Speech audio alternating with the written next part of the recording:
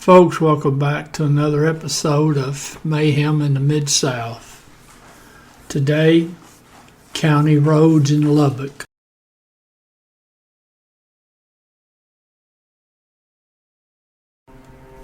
Alright folks, we're going to be in Lubbock, Texas.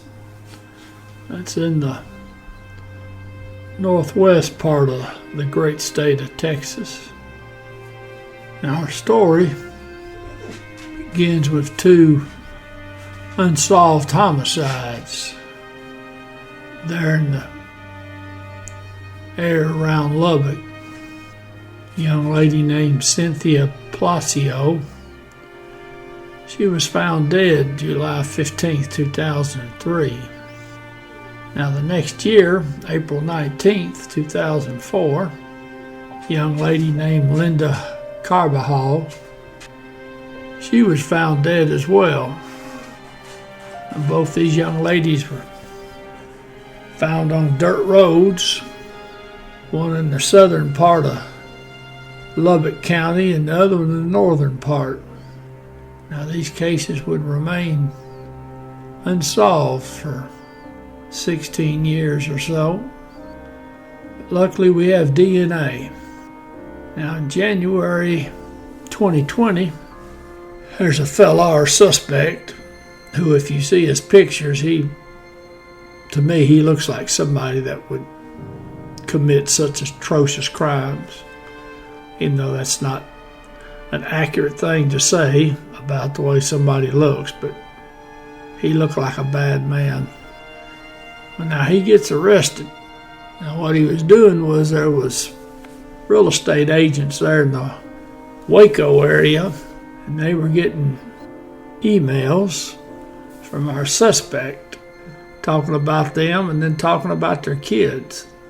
Actually talking about sexually assaulting these real estate agents' children.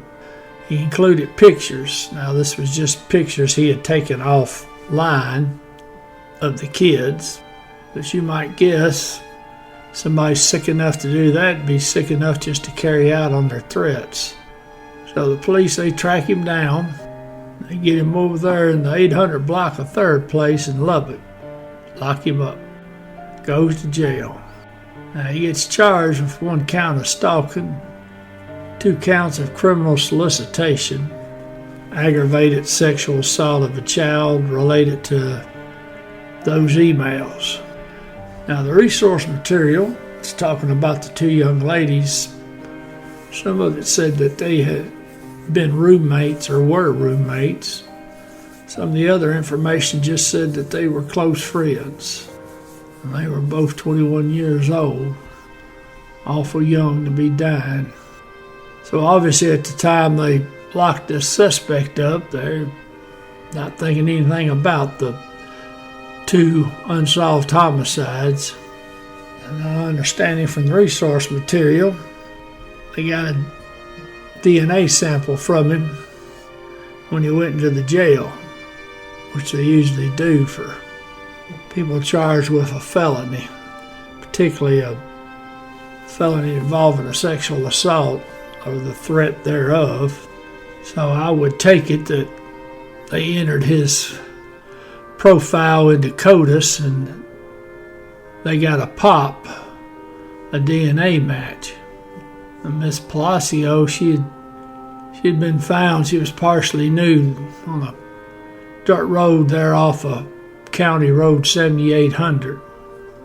She had been strangled to death.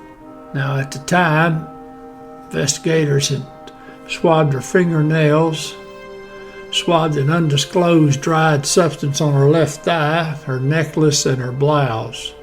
And of course that'd been sent off and entered into the system.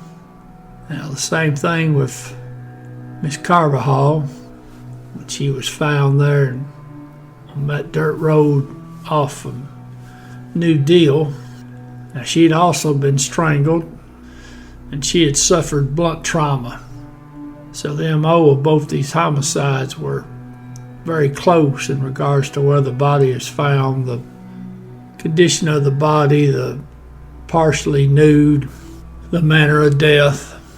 Now, of course, they get the same results when they that DNA is a match for Miss Carvajal's death.